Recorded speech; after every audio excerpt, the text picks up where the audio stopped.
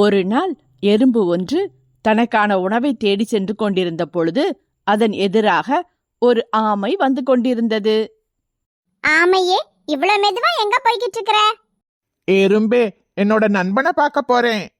இவ்வளவு மெதுவா போனா உன் நண்பனை பார்க்க 2 நாள் ஆயிரும் போல இருக்கே. என்னைய பார், எவ்வளவு வேகமா நடக்கிறேன்னு. எனக்கெல்லாம் உன்ன மாதிரி மெதுவா நடக்கவே தெரியாது. ஆமையே, நீயும் என்ன மாதிரி வேகமா நடந்து பழகு. எறும்பே, என்னோட சுபாவமே மெதுவா நடக்கிறது தான். நான் எப்பவுமே இப்படிதான் நடப்பேன். என்னால வேகமா நடக்க முடியாது. பாவம், நீயும் என்னதான் பண்ணுவ? உன் முதுகுல இவ்வளோ பெரிய ஓடு இருந்தா யாராலையுமே நடக்க முடியாது. நல்ல வேலை, இப்படி ஒரு ஓடோட நான் பிறக்கலப்பா. நீ உன் ஃப்ரெண்ட பாக்கிறதுக்குள்ள நான் என் வேலையை முடிச்சுட்டு வந்துருவேன்னு நினைக்கிறேன். சரி ஆமையே, போயிட்டு வரேன். சரி எறும்பே, போயிட்டு வா. ஒரு நாள் ஆமை வந்து கொண்டிருக்கும் பொழுது அதன் எதிரே எறும்பும் வந்து கொண்டிருந்தது. திடீரென்று அந்த பக்கமாக ஒரு யானை ஒன்று நடந்து வந்தது. ஐயோ, யானை வந்துகிட்டு இருக்கே, என்னை மிதிக்கத்தான் போகுது. இன்னையோட என் கதை முடிஞ்சதுன்னு நினைக்கிறேன். இந்த யானை கிட்ட இருந்து எப்படி தப்பிக்க போறேன்னு தெரியலையே. எறும்பே, கவலைப்படாத, உனக்கு நான் உதவி செய்றேன். உன்னால என்ன செய்ய முடியும்? எறும்பை தனது முதுகிலிருந்த ஓட்டின் மூலம் பாதுகாத்து நின்றது. தனக்கு முன்னால் ஆமை நிற்பதை பார்த்த யானை ஓரமாக ஒதுங்கிச் சென்றது. ஆமையே, இங்க என்ன பண்ணிக்கிட்டு இருக்கிற?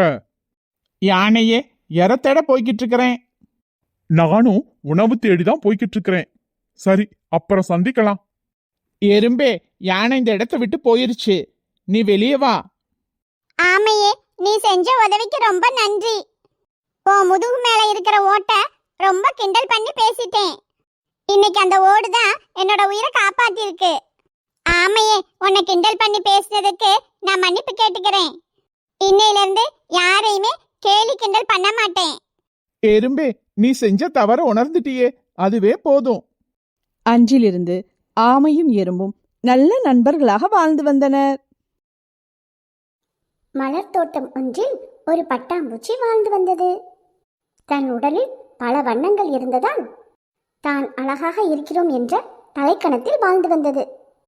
இந்த மண்புழு இவ்வளவு அசிங்கமா இருக்கே, உடம்பெல்லாம் வலுவழுப்பா, பார்க்கவே அருவருப்பா இருக்கே. ஆனா என்னோட அழகை ரசிக்கிறதுக்கு சின்ன குழந்தைங்கள்ல இருந்து பெரியவங்க வர என்கிட்ட வர ரொம்ப ஆசைப்படுவாங்க. பாவம்தான் இந்த மண்புழு. இந்த மண்புழுவை யாருமே விரும்ப மாட்டாங்க. நல்ல வேளை நம்ம இந்த மண்புழு மாதிரி பறக்கல. மஞ்சு ஒரு விடுமுறை நாளன்று கிராமத்தில் உள்ள தனது தாத்தா வீட்டிற்கு வந்திருந்தாள். தாத்தா, அந்த பட்டாம்பூச்சி எவ்வளவு அழகா இருக்கு. தாத்தா, இந்த புழுவை பார்க்க எனக்கு பயமா இருக்கு. அந்த புழு வந்து என்ன கடிக்க போகுது. வாங்க சீக்கிரம் வீட்டுக்கு போகலாம். மஞ்சு, இந்த மண்புழுவை பார்த்து பயப்படாத. நம்மள இந்த மண்புழு ஒன்னும் செய்யாது. அது பாட்டுக்கு அது வேலையை செய்யும். மஞ்சு, இந்த மண்புழுவை சாதாரணமா நினைக்காத. இந்த மண்புழுக்களால கிடைக்கிற உரம்தான் நிலத்தை வளமாக்குது. செடி கொடிகள்லாம் பச்சை பசேல்னு தளன்னு வளருதுன்னா அதுக்கு காரணம் இந்த மண்புழுக்களோட உரங்கள் தான். இந்த மண்புழுக்கள் அவ்வளவு வேலை செய்தா? இந்த வயல்கள் எல்லாம் பச்சை பசேல்னு பசுமையா இருக்கிறதுக்கு இந்த மண்புழுக்களும் ஒரு காரணம். அதனாலதான் இந்த மண்புழுக்களை விவசாயிகளின் தோழன்னு சொல்லுவாங்க. தாத்தா, நீங்க சொன்ன பிறகுதான் இந்த மண்புழுவோட அருமையே எனக்கு தெரியுது. தாத்தா, இனிமே இந்த மண்புழுக்களை பார்த்து பயப்படவும் மாட்டேன், வெறுக்கவும் மாட்டேன். மஞ்சுவும் அவளது தாத்தாவும் மண்புழுவை பற்றி பேசிய அனைத்து விஷயங்களையும் பூந்தோட்டத்திலிருந்து அந்த பட்டாம்பூச்சி கேட்டுக்கொண்டே இருந்தது.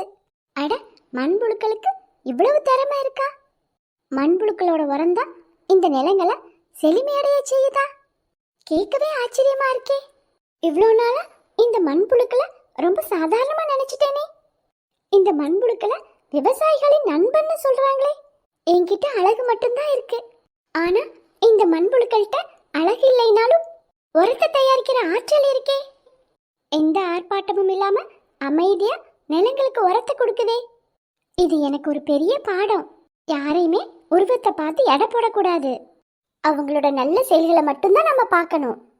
அன்றிலிருந்து அந்த பட்டாம்பூச்சி அந்த மண்புழுக்களை அன்பாக பார்க்க ஆரம்பித்தது. நம்ம டியூஷன் போற நேரம் நல்ல மழை வருதே. இன்னும் கொஞ்ச தூரம் தான், சீக்கிரம் போயிடலாம். ஒரு பப்பி குட்டி மழையில நனைஞ்சுக்கிட்டு இருக்கே.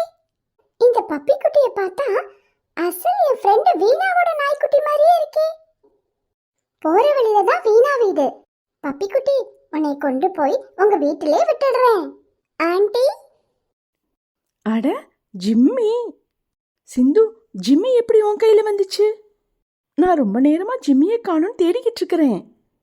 ஆண்டி, நான் டியூஷன் போற வழியில மழையில நனைஞ்சுக்கிட்டு இருந்துச்சு. சரிங்க ஆண்டி, நான் கிளம்பட்டுமா? இந்தாம்மா குக்கீஸ். இதை சாப்பிட்டுட்டு மழை நின்ன பிறகு நீ போகலாம். குக்கீஸா? எனக்கு ரொம்ப பிடிக்கும். ரொம்ப தேங்க்ஸ் ஆண்டி. நான் இந்த குக்கீஸை சாப்பிட்டதும் டியூஷனுக்கு கிளம்புறேன். சரி சிந்து. ஆண்டி, எனக்கு இந்த ஜிம்மியால எனக்கு பிடிச்ச குக்கீஸ் கிடைச்சிருக்கு. Thanks Jimmy. ஐ ஜாலி. இன்னைக்கு குக்கீஸ் சாப்பிடணும்னு ஆசைப்பட்டேன். இந்த ஜிம்மியால எனக்கு இவ்வளவு குக்கீஸ் கிடைச்சிருக்கு.